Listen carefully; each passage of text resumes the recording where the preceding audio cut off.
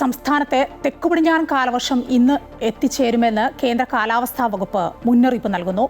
തെക്കൻ കേരള തീരത്തോട് ചേർന്ന് തെക്ക് കിഴക്കൻ അറബിക്കടലിന് മുകളിൽ നിലനിൽക്കുന്ന ചക്രവാത ചുഴിയുടെ സ്വാധീന ഫലമായാണ് കാലവർഷം കേരളക്കരയിൽ തൊടുന്നത്.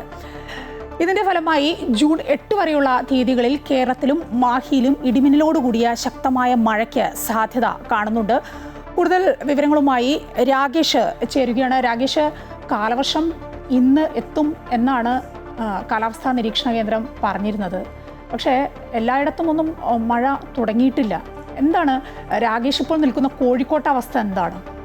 കോഴിക്കോട് പറഞ്ഞ പോലെ തന്നെയാണ് മഴ പെയ്തു കഴിഞ്ഞു.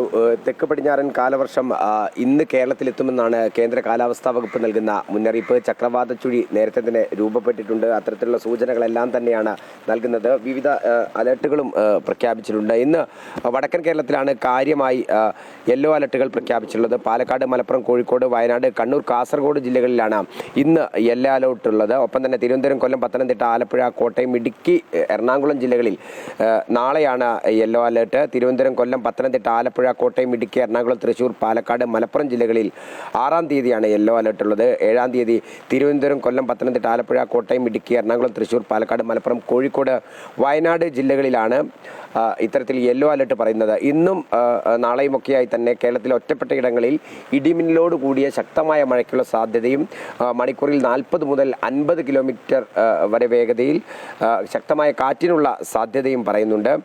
ഏതായാലും 5-ാം തീയതി മുതൽ 7-ാം തീയതി വരെ ആണ് ഇത്തരത്തിലുള്ള ശക്തമായ കാറ്റിനുള്ള സാധ്യത പറയുന്നത്. കാലവർഷം ഏതായാലും ശക്തമായി തന്നെ എത്തുമെന്നുള്ള പ്രതീക്ഷയിലാണ് കേന്ദ്ര കാലാവസ്ഥാ വകുപ്പ്. മായ. ശരി, രാകേഷാണ് വിവരങ്ങൾ നൽകിയത്. സംസ്ഥാനത്ത് തെക്കു പടിഞ്ഞാറൻ കാലവർഷം ഇന്ന് എത്തിച്ചേരുമെന്നാണ് പ്രതീക്ഷിക്കുന്നത്.